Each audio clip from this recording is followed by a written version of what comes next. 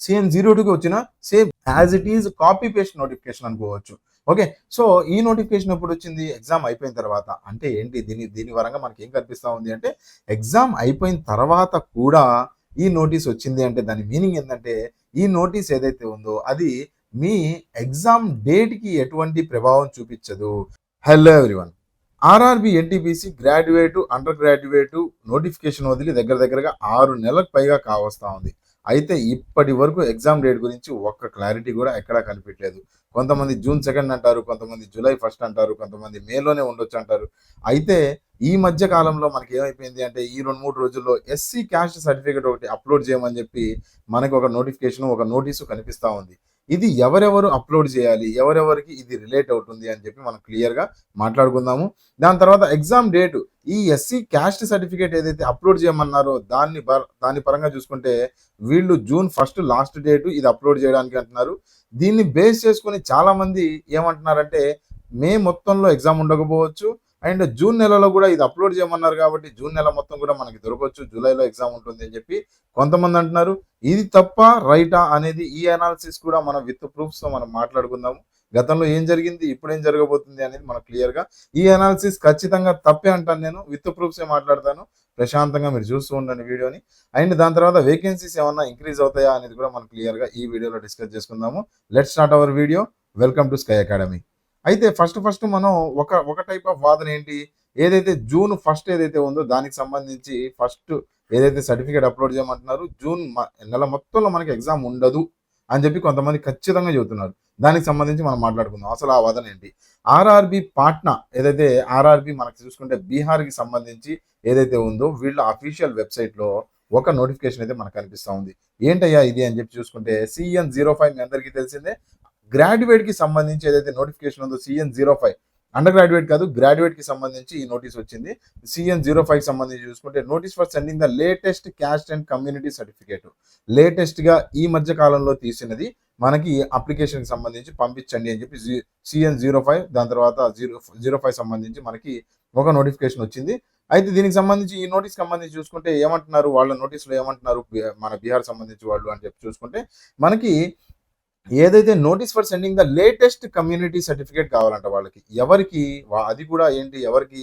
Specific caste ఎవరైతే ఎస్సీకి సంబంధించిన వాళ్ళు ఎవరైతే ఉన్నారో, షెడ్యూల్డ్ క్యాస్ట్ ఎవరైతే ఉన్నారో వాళ్ళకి సంబంధించి ఈ నోటీసు. అండ్ ఎవరికి? ఎస్పెషల్లీ బీహార్కి సంబంధించిన వాళ్ళ వరకే. బీహార్ సంబంధించిన వాళ్ళే, మిగతా వాళ్ళు కాదు. బీహార్లో గతంలో ఉన్నోళ్ళు, ఇప్పుడు ఉంటున్నోళ్ళు బీహార్ నుంచి బయటకు వచ్చి పర్మనెంట్గా కానీ టెంపరీగా కానీ వాళ్ళు క్లియర్గా చెప్పారు. టెంపరీ ఆర్ పర్మనెంట్ క్లియర్గా చెప్పారు చూడండి. టెంపరీ ఆర్ పర్మనెంట్ మైగ్రేట్ అయిన వాళ్ళు కూడా ఎస్సీ ఏదైతే కమ్యూనిటీ ఉందో ఆ బిలాంగ్ చేసేవాళ్ళు. అండ్ దట్టు వాళ్ళల్లో కూడా అందరు కాదు, belongs to Pan, Sawasi, Pan, PANR Pan, దాని తర్వాత తాంతి, తత్వ ఏదైతే ఈ కమ్యూనిటీస్కి బిలాంగ్ సబ్ కేటగిరీ. ఎస్సీకి సంబంధించి చూసుకుంటే మనకి సబ్ కేటగిరీలో ఈ 4 కేటగిరీస్ ఎవరైతే వస్తారో వాళ్ళు మాత్రమే లేటెస్ట్గా క్యాస్ట్ సర్టిఫికేట్ తీసుకొని వీళ్ళ ఈమెయిల్ ఐడి ఏదైతే మెన్షన్ చేశారో ఆ ఈమెయిల్ ఐడి మనకు చూసుకుంటే ఆర్ఆర్బికి సంబంధించి ఈమెయిల్ ఐడి ఉంది. ఆ ఈమెయిల్ ఐడికి సంబంధించి నెక్స్ట్ స్లైడ్లో చెప్తాను. ఆ ఈమెయిల్ ఐడికి సంబంధించి వాళ్ళకి పంపించాలి. అయితే ఎలా పంపించాలి అని చూసుకుంటే మనకి ఏదైతే మీ రిజిస్టర్డ్ ఈమెయిల్ ఐడి ఉందో, మీ రిజిస్టర్డ్ ఈమెయిల్ ఐడి ఏదైతే ఉందో ఎగ్జామ్ అప్పుడు ఇచ్చారు కదా, ఆ ఈమెయిల్ ఐడి నుంచి వాళ్ళ ఈమెయిల్కి మనకి సెల్ఫ్ అటెస్టేటెడ్ అంటే మీకు ఆ సర్టిఫికేట్ తీసుకొని దాని కింద సెల్ఫ్ అటెస్టేషన్ చేసి దాన్ని ఈమెయిల్ పంపించాలి. అండ్ ఆ ఒరిజినల్ని కూడా మీరు దాచిపెట్టుకోవాలి, DB అప్పుడు చూపించాలి. ఓకే. ఏమంటున్నారు?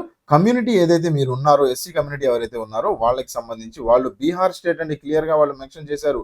Bihar state also belongs to Bihar state. Bihar స్టేట్కి బిలాంగ్ అయ్యే వాళ్ళే ఎస్సీ అయి ఉండాలి అండ్ ఈ 4 కేటగిరీలో ఉండాలి. అండ్ వాళ్ళు Bihar state temporary are permanent migrate అయిన వాళ్ళు కూడా ఎవరైనా మీ ఫ్రెండ్స్ ఎవరైనా బీహార్ నుంచి వచ్చి మీ రూమ్లో చదువుకుంటుంటే వాళ్ళు క్లియర్గా వాళ్ళు అప్లోడ్ చేయాల్సిందే. అప్లోడ్ అంటే ఈమెయిల్ పెట్టాలి. ఇది మీకేమో అప్లికేషన్ ఓపెన్ అవ్వదు. మళ్ళీ అప్లికేషన్ పోర్టల్లో, ఆర్ఆర్బి పోర్టల్లో అప్లికేషన్ ఓపెన్ అవ్వదు. మీరు జస్ట్ వాళ్ళకి ఈమెయిల్ చేయాల్సి వస్తుంది. ఓకే. ఈమెయిల్ చేయకపోతే ఏంటి? ఓకే, ఈమెయిల్ చేయకపోతే ఏం లేదండి, మిమ్మల్ని OC non reservation, okay, non reservation కేటగిరీలో, జనరల్ కేటగిరీలో మిమ్మల్ని పడేస్తారు. అంతే, ఇంకేం అవ్వదు.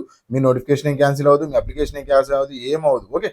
లేటెస్ట్ అంటే ఎంత లేటెస్ట్ అంటే 1/9/2024 తర్వాత ఏదైతే క్యాస్ట్ సర్టిఫికేట్ తీసుకున్నారో అది వాళ్ళకి పంపించాలి అని చెప్పి వాళ్ళు క్లియర్గా మెన్షన్ చేస్తూ ఉన్నారు. ఓకే, 1/9/2024 తర్వాత ఏదైతే మీరు క్యాస్ట్ సర్టిఫికేట్ తీసుకుంటారో అండ్ దట్టు మీకు కాదండి, ఆంధ్రప్రదేశ్ తెలంగాణ సిటిజన్స్కి కాదు, ఇది బీహార్ సిటిజన్స్కి వాళ్ళు కూడా 1/9/2024 సంబంధించి దాటిన తర్వాత ఏదైతే సర్టిఫికేట్ తీసుకుంటారో వీళ్ళకి సంబంధించి క్యాస్ట్ సెన్సెస్ ఒకటి జరిగింది కదండి, దానికి సంబంధించి దానికోసం అని చెప్పి వీళ్ళు ఏదైతే ఈ క్యాస్ట్ సర్టిఫికేట్ ఉందో అది తెమ్మని చెప్పి చెప్తున్నారు.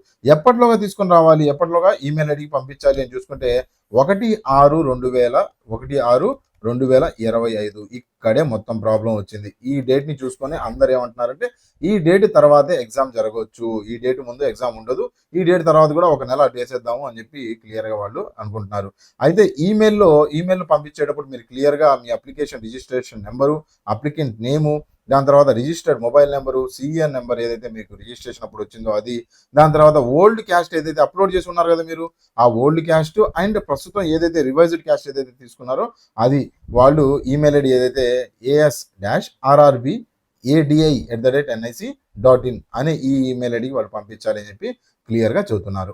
ఓకే, సో ఇప్పుడు చూసుకుంటే మనకి ఈ నోటీస్లో సెకండ్ పార్ట్లో ఏమంటున్నారంటే such candidates who do not respond, ఎవరైతే పంపించారో వాళ్ళకి ఏమవుతుంది, 1వ తారీఖు 9వ నెల 2024 ఆఫ్టర్ ఇష్యూ అయిన సర్టిఫికేట్ ఏదైతే ఉందో అది పంపించారో ఎప్పట్లోగా 1/6/2025 లోగా పంపించారో వాళ్ళని ఏం చేస్తారు సార్, ఇప్పుడు వాళ్ళ క్వాలిఫికేషన్ వాళ్ళ అప్లికేషన్ ఏదైతే ఉందో అది క్యాన్సిల్ చేస్తారా అని చెప్పి చూసుకుంటే లేదు, వాళ్ళని ఏం క్యాన్సిల్ చేయరు, వాళ్ళని అన్రిజర్వ్డ్ కేటగిరీ ఏదైతే ఉందో జనరల్ కేటగిరీ, అన్రిజర్వ్డ్ కేటగిరీ అందులో పడేస్తారు అంతవరకే.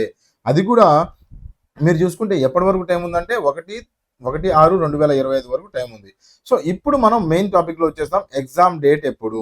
దీనికి సంబంధించి మనకి ఈ ఎగ్జామ్ డేట్ గురించి 2 వాదనలు జరుగుతున్నాయని చెప్పి నేను మీకు చెప్పాను. 2 వాదనలు ఏంటి, ఈ జూన్ నెలలో ఎగ్జామ్ ఉండదు అని చెప్పి కొంతమంది అంటారు, లేదు జూన్ నెల కాదు జూన్ నెలలోనే ఎగ్జామ్ ఉంటుంది అని చెప్పి కొంతమంది అంటారు, ఉండదు అని చెప్పి కొంతమంది అంటున్నారు.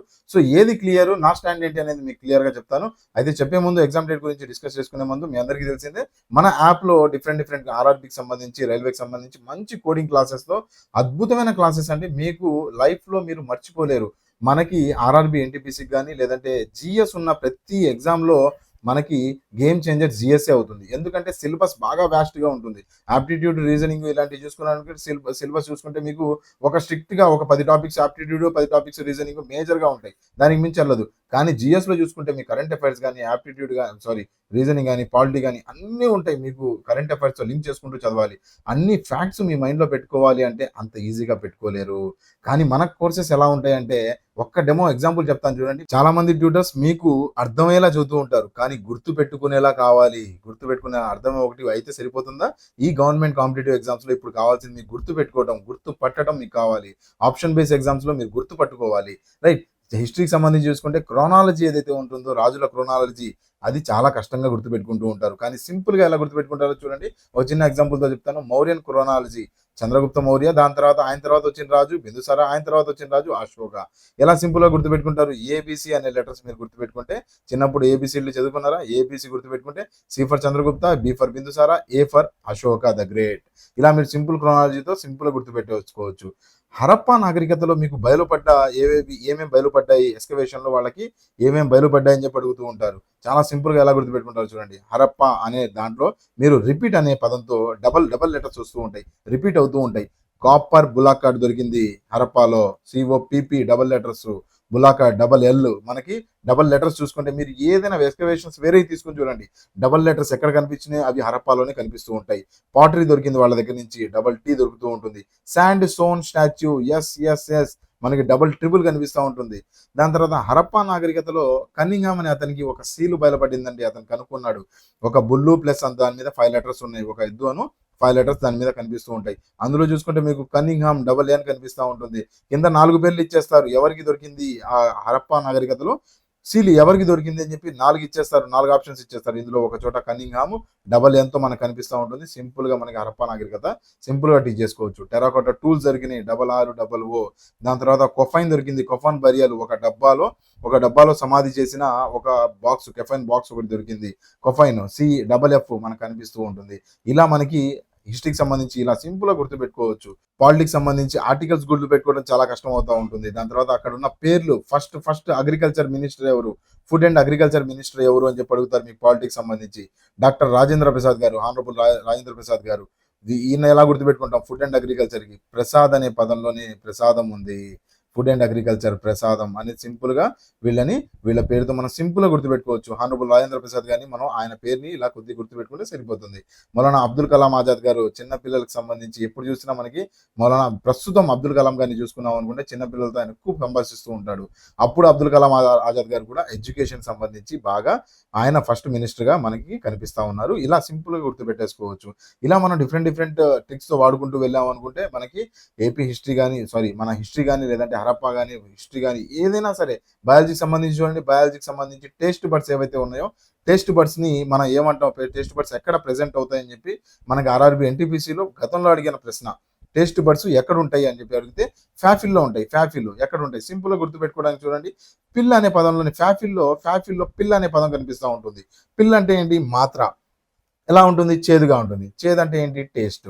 సింపుల్గా పిల్ అనే పదం మనకి టేస్ట్ బార్స్ ప్రెజెంట్ అని చెప్పి ఫ్యాఫిల్ డిఫరెంట్ ఆప్షన్స్ ఇస్తారు.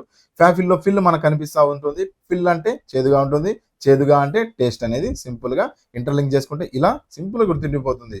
ఇలా మన యాప్లో కంటెంట్ బాగా డెప్త్గా స్టాండర్డ్ పుస్తకాల నుంచి తీసి చాలా డెప్త్గా నేను మీకు తయారు చేసి ఇస్తూ ఉంటాను. మన డిస్క్రిప్షన్లో యాప్ లింక్ ఉంది, కావాలనుకున్న వాళ్ళు డౌన్లోడ్ చేసుకోవచ్చు. ఓకే, ఇప్పుడు మనం ఆర్ఆర్బి ఎన్టీపీసీకి సంబంధించి ఈ కాంట్రవర్సీ స్టేట్మెంట్స్ గురించి వచ్చేసాం అనుకుంటే ఫస్ట్ రకమైన వాదన ఏమంటారంటే, ఏదైతే మన 1/6/2025 లాస్ట్ డేట్ ఆఫ్ సబ్మిషన్ అన్నారు ఎస్సీ సర్టిఫికేట్ పంపించడానికి. అయితే దీని సంగతి చూసుకుంటే 1/6/2025 కదా. దీని తర్వాత వాళ్ళు పంపించిన తర్వాత స్క్రూటినీ చేయాలి కదా అప్లికేషన్స్. ఆ స్క్రూటినీ చేయడానికి ఒక 1 వీక్ టైం పడుతుంది. దాని తర్వాత మళ్ళీ చూసుకుంటే అప్లికేషన్లు, మీ అందరు అప్లికేషన్లు పెట్టారు, అప్లికేషన్ రిజెక్ట్ అయినాయా, యాక్సెప్ట్ అయినాయా, దానికి సంబంధించి మీకు స్టేటస్లు పంపించాలి కదా. దానికి ఒక వారం పడుతుంది మొత్తానికి, అందరూ అన్ని చూసుకోవడానికి, అబ్జెక్షన్స్ పెట్టుకోవడానికి మొత్తానికి. దాని తర్వాత ఎగ్జామ్ డేట్ రిలీజ్ చేసిన అక్కడి నుంచి ఒక 20 రోజులు హాల్ టికెట్ డౌన్లోడ్ చేసుకోవడానికి కానీ, ఎగ్జామ్ సెంటర్కి సంబంధించి అవన్నీ రెడీ చేసుకోవడానికి కానీ మొత్తం 20 రోజులు.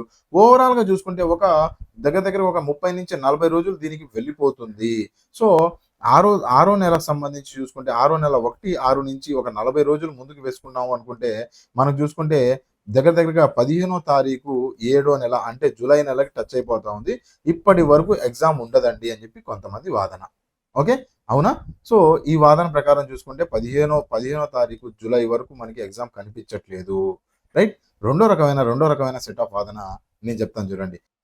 చూసుకుంటే మనకి ఆర్ఆర్బికి సంబంధించి ఏఎల్పి టెక్నీషియన్ ఎగ్జామ్స్ కొన్ని జరిగినాయి గతంలో. ఓకే, డిసెంబర్లో కానీ దాని ముందు కానీ మనకు కొన్ని ఎగ్జామ్స్ జరుగున్నాయి. అయితే ఆ టైంలో చూసుకుంటే మనకి ఇంపార్టెంట్ నోటీస్ ఒకటి వచ్చింది. ఎప్పుడు వచ్చింది ఈ నోటీసు, డేట్ గుర్తుపెట్టుకోండి, 29/12/2024. 29/12/2024లో మనకు ఒక నోటీస్ కనిపిస్తూ ఉంది. ఏంటి నోటీస్ అని చెప్పి చూసుకుంటే మనకి సేమ్ ఏదైతే ఇప్పుడు వచ్చిన notice for sending latest community and caste certificates అని చెప్పి అంటున్నాడు.